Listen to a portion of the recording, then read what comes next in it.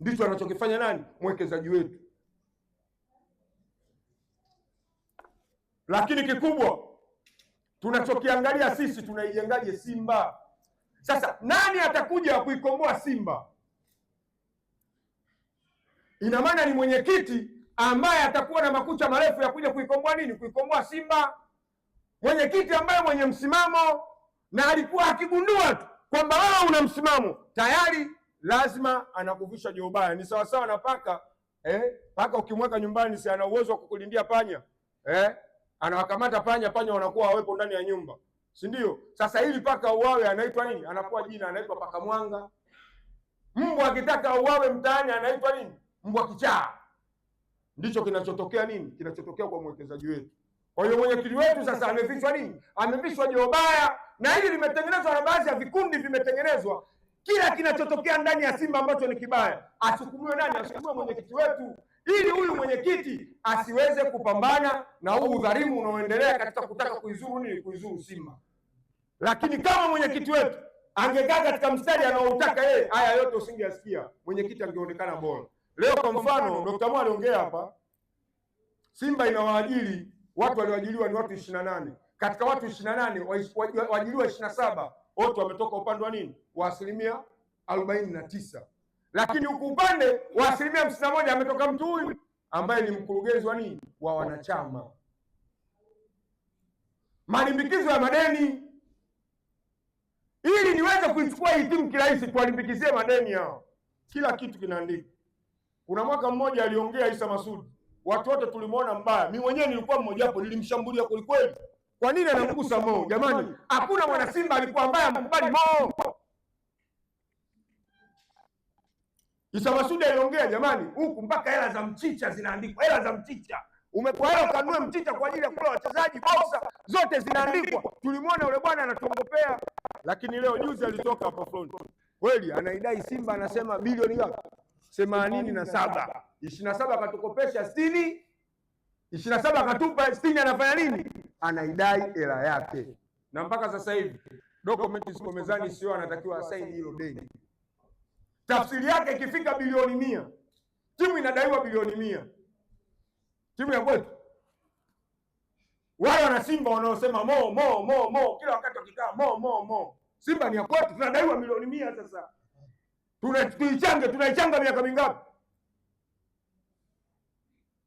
Twende zuio la wanachama.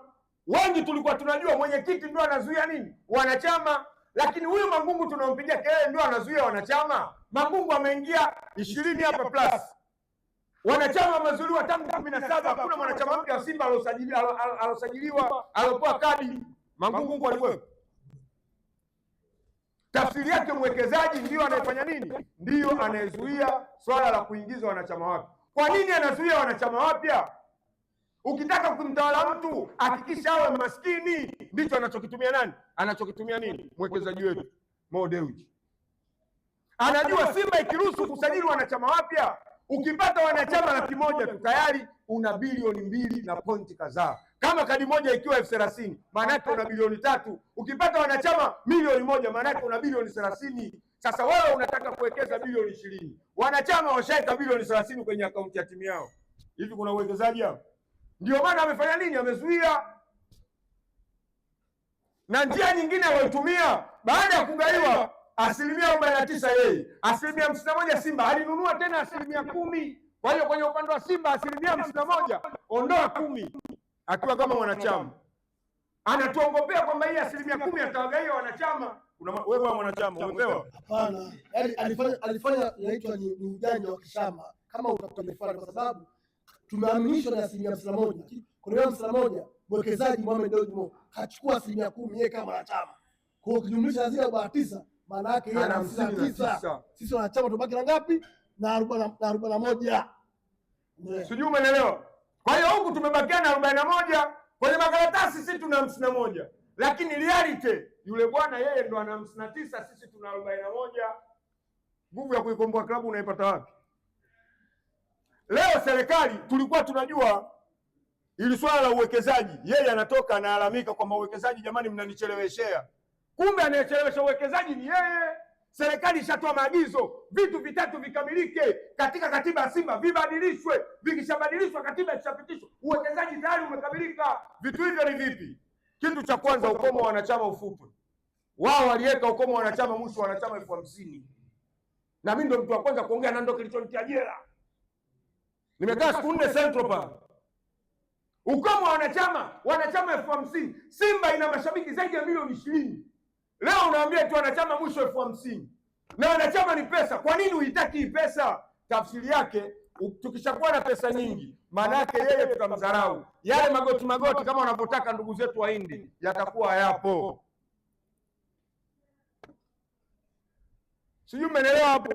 Kwa hiyo kitu cha kwanza ni ukomo wa wanachama. Kwanza uondolewe, wanachama wapya wasajiliwe ndani ya Simba. Serikali inaagiza hiyo through BMT. Kitu cha pili, mwenyekiti wa bodi atoke upande wa 51%. Ndio wenye nini? Wenye hisa nyingi. Hivi kama mwenyekiti wa bodi kama angekuwa Mangungu, hayo yote angekuwepo, tungekuwa tunapiga kelele. Singekuwepo, tungepata mno. Hilo nalo hataki. Cha tatu, serikali imeagiza ili kusiwe katika hali ya kumtegemea mtu na mtu kuilingia klabu isipotee, lazima wawekezaji wawe wangapi?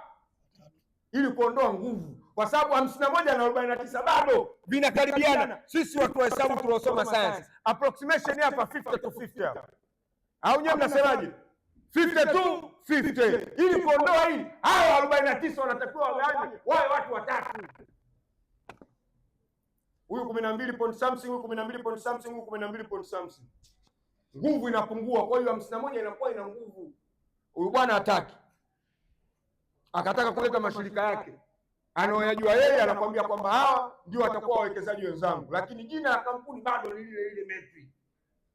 Leo unapozungumzia Mokola ni kiwanda, lakini ukiingia iko ndani ya Metri.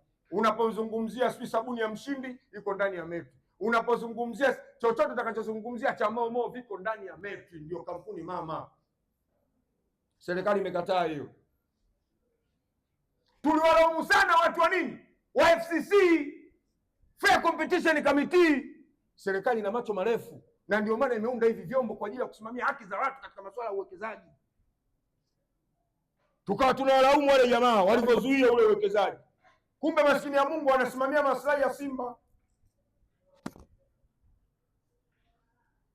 Nayo akagoma.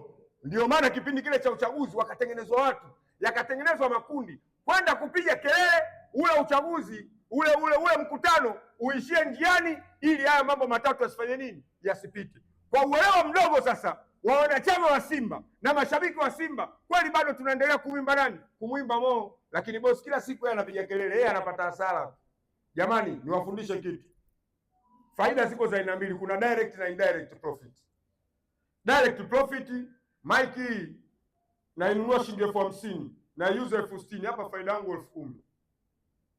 Indirect profit hii Mike wewe unaidharau wewe. Sometimes nyewe mnazisahau mpaka kwenye matawi yetu mnaziacha. Lakini hii ndio inaendesha maisha yako wewe. Hiyo indirect. Kupitia hii Mike. Leo unapozungumzia kukua kwa Mo Dewji na kampuni zao ni Simba. Sio lazima upate eti Simba ingize milioni 50, wewe kupe milioni 20, Simba ibaki na 30. No. Umepata marriage ya wana Simba. Hakuna mwana Simba asiyejua kwamba ukinywa Mo Extra kuna madhara unayapata. Lakini leo unakuta mtu tunakunywa mpaka 4 kwa siku. Yaani pale imeandikwa usinywe zaidi ya 2, lakini nakunywa 4.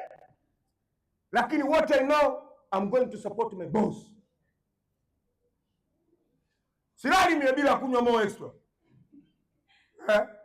Nikitaka kufanya tendo na mke wangu lazima ninywe Mo Extra. Hii yote tunajua tunamsupport nani? Bosi. Lakini mwisho wa siku yeye anakuambia anapata hasara. Hivi Mo wa 2014 kurudi huko nyuma na Mo wa sasa hivi 14 kuja huku mpaka hapa tulipofika wanafanana? Kabla ya uwekezaji Mo alikuwa anamiliki trilioni 4 kushuka chini. Sasa hivi anamiliki trilioni 8 na ubavu. Lakini progression yote ameipata kupitia nini? Simba Sports Club. Na sio yeye, hata ukienda kwa GSM. Mtafute GSM kabla hajaingia Yanga, hapo mtafute GSM wakati uko Yanga. Wanafanana? Hivi vilabu vina watu wanashindana. Mtu wa Yanga, mimi nikimwona mtu wa Yanga kashika maji ya GSM, mimi natafuta maji ya nini? Ya maisha, au maji ya nini? Ya Masafi. Ndio tunavyoishi sasa hivi, na tunapiga propaganda zote ili vitu vya bosi wetu vitembee. Umechapishwa mpaka unga umeandikwa Simba ngano, watu tunanunua unga wa bosi wetu. Kuna unga wa